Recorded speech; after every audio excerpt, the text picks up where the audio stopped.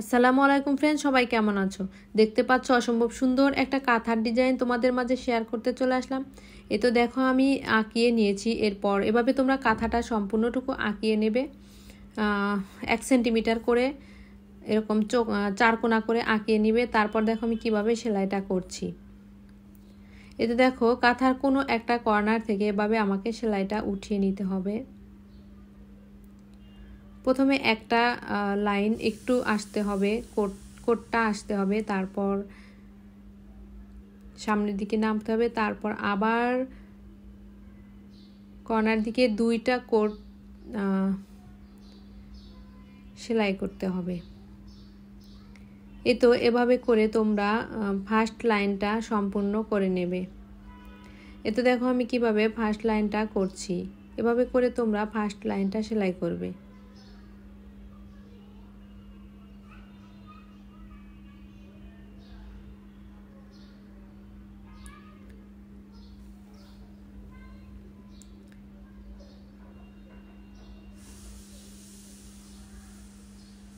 এই কাঁথা ডিজাইনটা কিন্তু অনেক সুন্দর একটা ডিজাইন, প্লাস চিহ্নর মতো হবে। এইটা দিয়ে যদি সম্পূর্ণ কাঁথা করা যায় তাহলে কিন্তু অনেক সুন্দর দেখতে হবে, এবং বাচ্চাদের কাঁথাও সেলাই করা যাবে। বাচ্চাদের কাঁথাও সেলাই করলে অনেক সুন্দর হবে। এদিকে 2টো করে কোট আসতে হবে, আর ওইদিকে একটা করে কোট আসতে হবে। এভাবে করে এই লাইনটা শেষ, মানে যেদিকে সেলাইটা যাবে সেদিকেই শেষ করতে হবে এই সেলাইটা। তো আমার একটা লাইন প্রায় হয়ে গেল।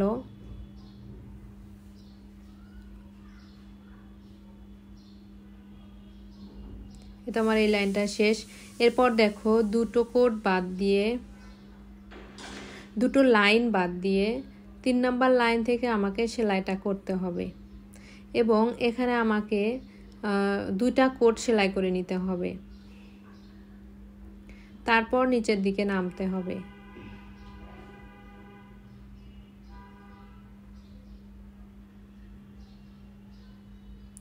এতে এখন একটা কোট সেলাই করে হয়ে গেল। এখন আবার আমি 2টো কোট সেলাই করে নেব।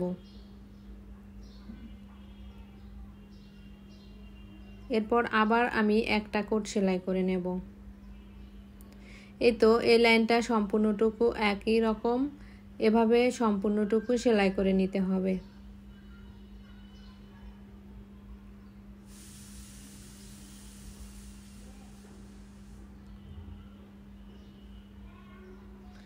তো এভাবে আমি সম্পূর্ণটুকু সেলাই করে নেব।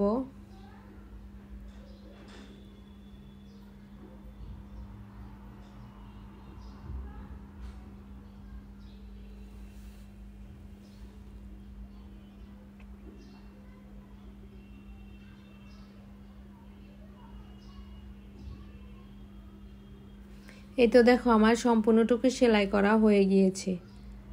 এখন আমি একটু তোমাদেরকে বুঝিয়ে দিব।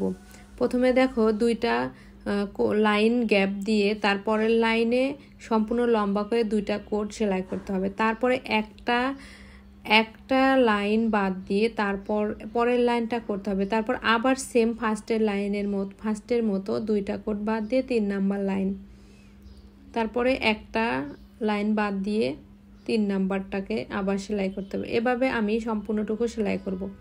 এরপর দেখো এই দিকে যদি বুঝতে না পারো তাহলে অন্য পাশ থেকে করবে। দেখো অন্য পাশে কিন্তু এই একই রকমভাবে প্রথমে একটা লাইন বাদ দিয়ে তারপর 2টো লাইন বাদ দিয়ে এভাবে সেলাই করে নিতে হবে। তোমরা যদি এই পাশ থেকে না বোঝো তাহলে অপর পাশ থেকে করবে, তাহলে ওই একই রকম হবে। দেখো খাতা কলম নিয়ে বসলে অবশ্যই তোমরা বুঝতে পারবে। এরপর দেখো আমি প্লাস চিহ্নটা করার জন্য কিভাবে সেলাইটা করছি। তোমরা একটু ভালো করে খেয়াল করলে কিন্তু এটা ইজিলি করতে পারে। তবে একটু যদি কোট এলোমেলো হয় তাহলে কিন্তু আর প্লাস চিহ্নটা মিলবে না।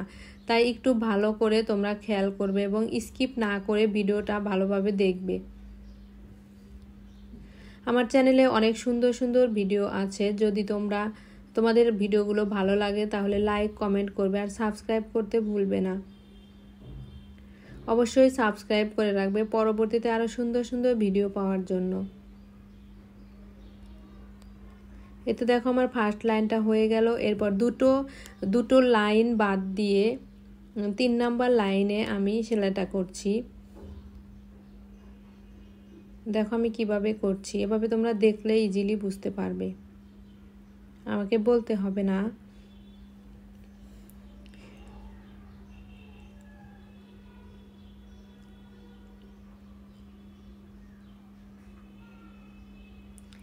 এই তো এর পরের লাইনটা আবারও আমি তোমাদেরকে দেখাচ্ছি।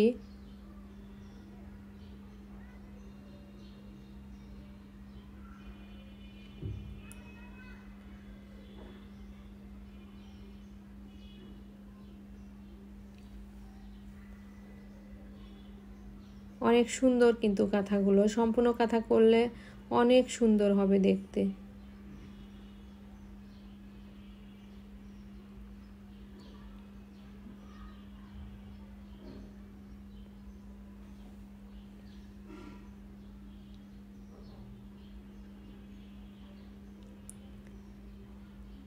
এই তো এই একই নিয়মে সম্পূর্ণটুকু করে নেবে।